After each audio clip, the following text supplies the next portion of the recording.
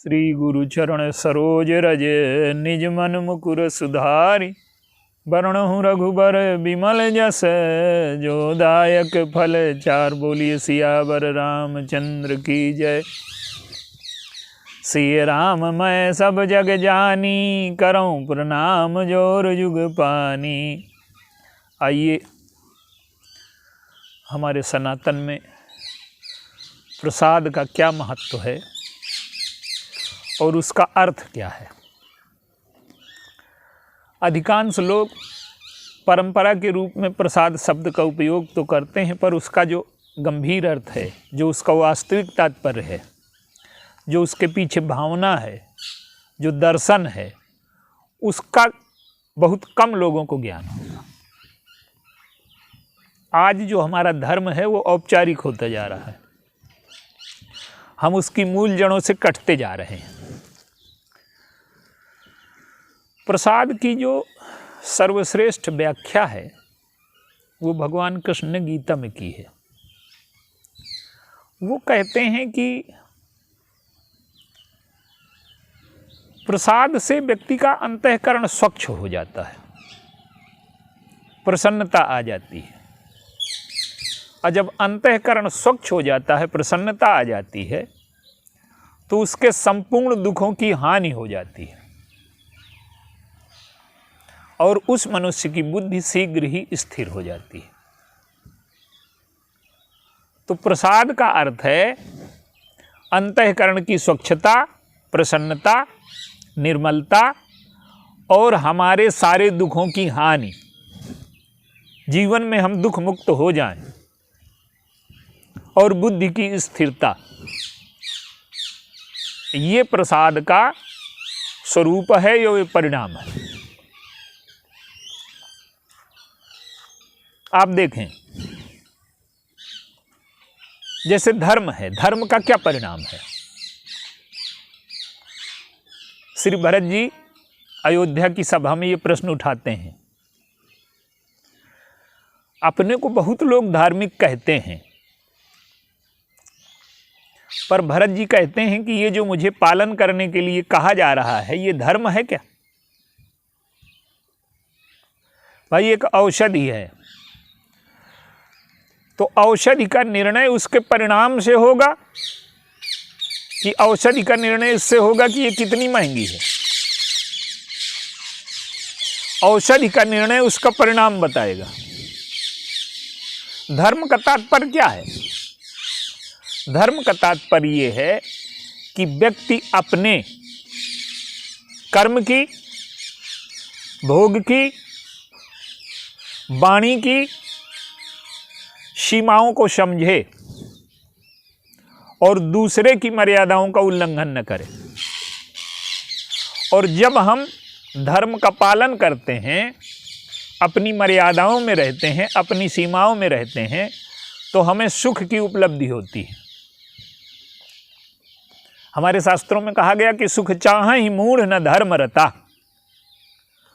सुख तो चाहता है व्यक्ति, पर धर्म में रत नहीं है।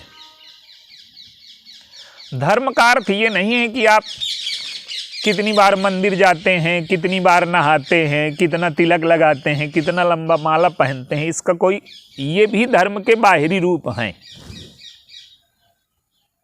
लेकिन धर्म का रूप क्या है असली? भरत जी ने प्रश्न उठाए, जिस राज्य को मुझे लेने को कह रहे हो,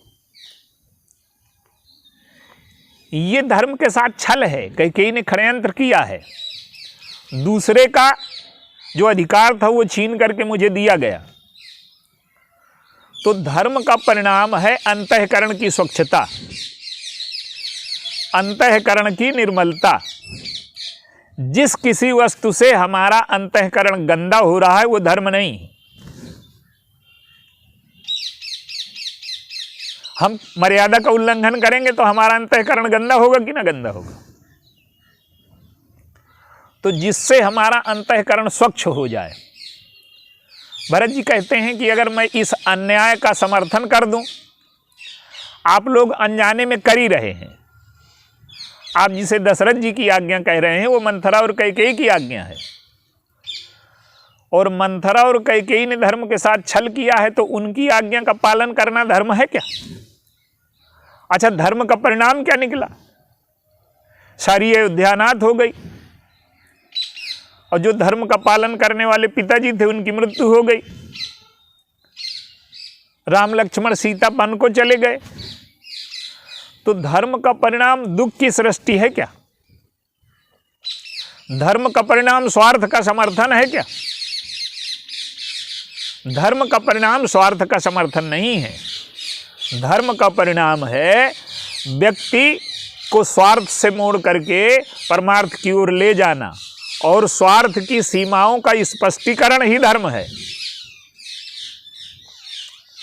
तो भरत जी कहते हैं कि जिसका पालन करने से ये प्रजा में दुख आ गया, प्रजा अनाथ हो गई, तो ये धर्म का परिणाम है क्या?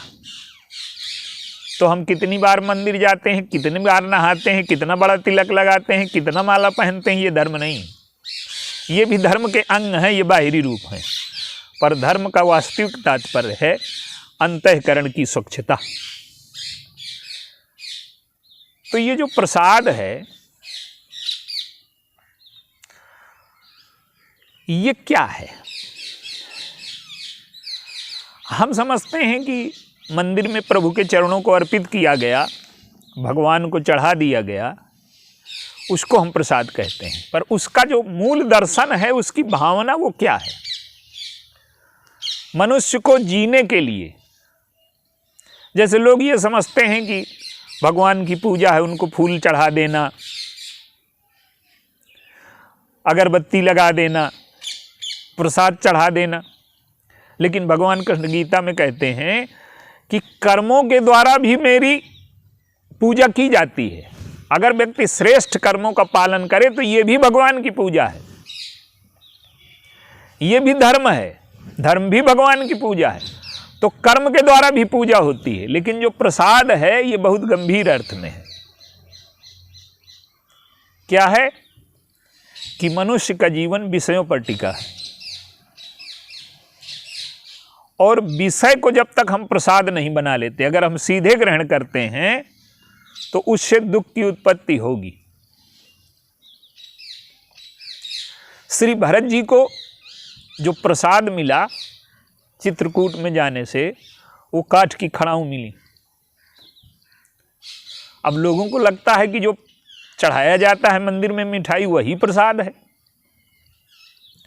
लेकिन भरत जी को प्रसाद में क्या मिला? काठ की खड़ाऊ। और मुख प्रसन्न मन मिटा बिसादु, और भाजन गूंगे ही गिरा प्रसादु। मन प्रसन्न हो गया, और जैसे गूंगे को वाणी का प्रसाद मिल जाए। और भरत जी क्या कहते हैं? नाथ लह्यों सुख साथ गए को, और भयों लाभ जग जन्म भय को। खड़ाऊ मिल गई तो साथ जाने का मुझे सुख मिल गया, और जन्म लेने का जो लाभ है वो मैंने पा लिया। इसका तात्पर्य क्या है? इसका तात्पर्य ये है कि प्रभु ने कह दिया कि तुम्हें अवधि भर सेवन करना है। माने भरत जी जो गए, तो अयोध्या का राज्य मेरा है, ये प्रभु ने स्वीकार कर लिया।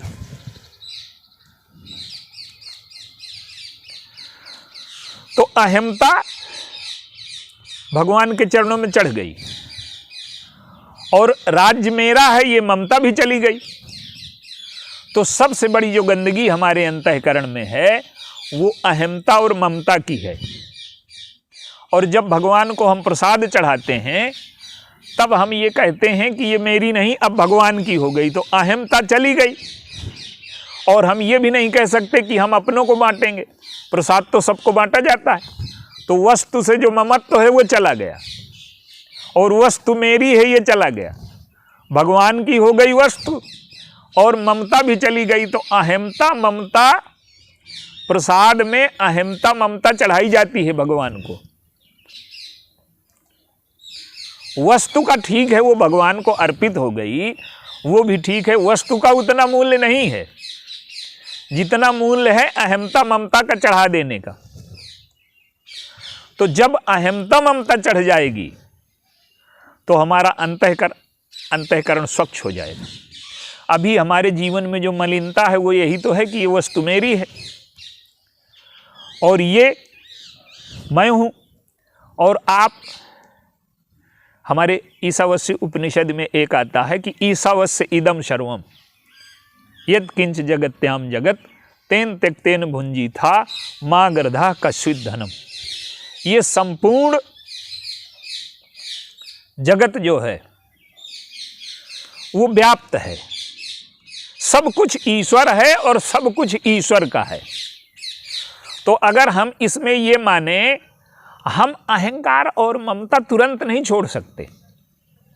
एक जगह भगवान के चरणों में तो चढ़ाना सीखें और जितनी देर के लिए हम चढ़ा देंगे उतनी ये अभ्यास बनेगा। अहमता ममता का जो त्याग है कुछ देर के लिए करेंगे तो ये जीवन में प्रवेश होगी और जितना हम अहमता ममता को प्रश्रय देंगे हमारा अंतःकरण उतना गंदा होता चला जाएगा। तो जब सब कुछ भगवान का है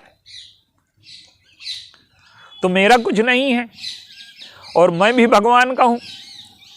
दादू ने भगवान से कहा कि तन भी तेरा, मन भी तेरा, तेरा पिंड परान, सब कुछ तेरा। तो भगवान ने कहा कि तुम अपने लिए कुछ न रखोगे। तो वो कहते हैं नहीं मैं रखूंगा। क्या? तन भी तेरा, मन भी तेरा, तेरा पिंड परान और सब कुछ तेरा और तू है मेरा। ये दादू का ज्ञान। तो जब हम अहंकार और ममता भगवान के चरणों में चढ़ा देते हैं तो हमारा अंतःकरण स्वच्छ हो जाता है। आप देखिए हमारे यहाँ जो विवाह होता है, हमारी संस्कृति में इन सब चीज़ों को बड़ी गहराई से लिया गया। हमारे यहाँ जो विवाह होता है तो कन्या पक्ष देने वाला है और वर पक्ष लेने वाला है। लेकिन कन्या पक्ष क्या करता है? जब वर पक्ष वाले आते हैं तो वर पक्ष वालों के पैर धोता है, पैर छूता है। उसका अर्थ क्या है कि ममता का दान तो दिया जा रहा है। पुत्री हमारी है, पुत्री से हमारी ममता थी, तो ममता का दान तो हम कर रहे हैं, पर ममता के दान में हमें ये न लगे कि हम दानी हैं। इसलिए पहले अहमता का दान करिए। हम छोटे हैं, हम देने वाले नहीं, हम बड़े नहीं हैं, आपकी ही वस्तु आपको दे रहे हैं। तो वर पक्ष के पैर छूने का अर्थ है कि पहले अहमता का दान, बाद में ममता का दान। जनक जी भी यही कहते हैं कि सीता जी का विवाह है, ममत्व का दान मैं दूंगा, पर पहले कोई अहंकार को तोड़ दे, माने धनुष को तोड़ दे। तो जो विवाह की पद्धति है उसमें भी अहमता ममता का दान दिया जाता है। और जनक जी तो ज्ञानियों में सर्वश्रेष्ठ हैं। तो वो कहते हैं जब तक अहंकार न टूटेगा तो दान भी देंगे तो मैं दानी हूं, ये जीवन में आ जाएगा। तो पहले अहंकार का दान हो, फिर ममता का दान हो। हनुमान जी हैं, अशोक वाटिका में गए, माता से उन्होंने कहा कि मुझे भूख लगी है। सुनहु माँ तुमहि अतिशय भूखा और लाग देख सुंदर फल रूखा। तो माता जी ने कहा कि एक काम करो, अगर सीधे तुम विषयों को ग्रहण करोगे तो ये हानि करेंगे, और अगर भगवान को चढ़ा दोगे तो यही विषय प्रसाद बन जाएंगे। तो रघुपति चरण हृदय धरि तात मधुर फल खाओ। वाल्मीकि जी भी कहते हैं कि प्रभु प्रसाद शुभ शुभ सुभग सुपासा और सादर लहय जासु निसनासा और पुप प्रसाद पट भूषण धरही। तो जब हम वस्तु को भगवान में चढ़ा देते हैं, हनुमान जी ने क्या किया कि हनुमान जी ने प्रसाद बना लिया। लंका की जो वस्तुएं हैं, रावण समझता है कि वाटिका मेरी है, इसी की तो उन्होंने चुनौती आ दी है। जो असली स्वामिनी है, पृथ्वी की पुत्री हैं सीता माता, और उन्होंने पृथ्वी की पुत्री से पूछ लिया। वृक्ष तो पृथ्वी में लगे हैं ना, रावण के कहाँ से हो गए? हमारी भूल यही है कि हम अपना मान लेते हैं उसको। तो हनुमान जी ने क्या किया, जब फल खा लिए तो वाटिका उजाड़ दी, राक्षसों को मार डाला और लंका जला दी।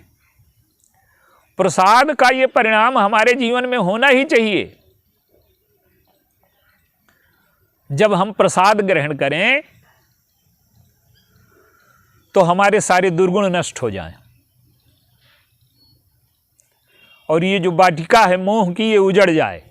अहमता और ममता ही मोह है, तो अहमता ममता नष्ट हो जाए, ये वाटिका का नष्ट होना है, और दुर्गुण नष्ट हो जाए, ये राक्षसों का मर जाना है, और प्रवृत्ति की लंका जल जाए। तो जब हमारे जीवन में अहमता और ममता नष्ट हो जाती है, हमको विषयों को ग्रहण करना है। देखिए, जीवन जो है वो विषयों की पटरी पर दौड़ रहा है, लेकिन वो विषय हमें हानि न पहुंचा पाए, तो हम भोजन को, उस विषयों को प्रसाद बना लें, प्रभु को अर्पित कर दें। तो जब प्रभु को हम अर्पित कर देंगे तो हमारे जीवन में जो दुख है, जो हानि है, तो उस दुख की हानि हो जाएगी। श्री भरत जी ने क्या किया, लौट करके आए तो सब चित्रकूट में भगवान ने स्वीकार कर लिया कि राज्य मेरा। तो अब करते क्या हैं, उन्होंने सिंहासन में खड़ाऊं बैठा दी। और गोस्वामी जी क्या लिखते हैं, खड़ाऊं को पा करके भरत जी को क्या लग रहा है, वहां कई प्रकार के लोग हैं, अलग अलग रूपों में खड़ाऊं दिख रही है उनको। कुल कपाट कर कुशल कर्म के, विमल नयन सेवा सुधर्म के। तो कई लोगों को अलग अलग तरह से, माताओं को लग रहा है कि हमारे कुल की मर्यादा की रक्षा के लिए ये कपाट हैं, सेवकों को लग रहा है कि ये हमारी आंखें हैं, और संपुट भरत स्नेह, जनक जी को लग रहा है कि भरत के प्रेम रूपी रत्न को रखने के लिए ये बक्सा दिया गया। संपुट भरत स्नेह रतन के, आखर जनुजुग जीव जतन के। जो जप करने वाले हैं उनको लगता है कि राम नाम 2 अक्षर हैं, लेकिन भरत जी को क्या लगा, भरत मुदित अवलंब लहेते, अस सुख जनु सिय राम रहे। सीताराम जी मेरे साथ चल रहे हैं, ऐसा भरत जी को सुख हुआ। और क्या किया उन्होंने, वो सीताराम जी को लौटा लाए और सीताराम जी को खड़ाऊं बैठा दिया सिंहासन में। गनक बोल दिन साध, सिंहासन प्रभु पादुका बैठा रे निरुपाधि। पादुकाओं का सिंहासन में बैठाना हुआ, राज्याभिषेक हुआ। क्यों? अब ये राज्य प्रभु का है। अहंकार के स्थान पर खड़ाऊं बैठ गई। अभी राज्य चलाते, वशिष्ठ जी कह रहे थे कि राज्य चलाओ, जब आए तो राम को दे देना। तो भरत जी कहते हैं कि पहले मैं स्वीकार करूं कि ये राज्य मेरा है, और फिर मैं ये स्वीकार करूं कि मैंने दान दिया है। तो अहमता और ममता दोनों मेरे जीवन में आ जाएं तो अंतःकरण गंदा हो जाएगा। वो चित्रकूट राज्य चलाने से उन्हें समस्या नहीं है, चित्रकूट गए हैं स्वामित्व प्राप्त करने।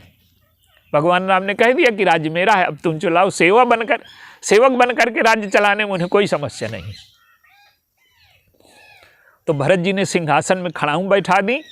ये अहंकार का त्याग है। और ममता का त्याग क्या है कि 14 साल तक लगातार अपने मन को कसते रहते हैं कि ममता तो नहीं आ गई, ये तो नहीं लग रहा कि ये खजाना मेरा है।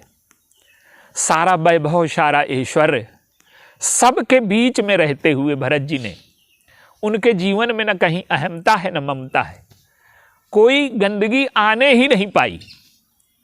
तो हमारे जीवन में जो प्रसाद है उसको हम औपचारिक न बनाएं।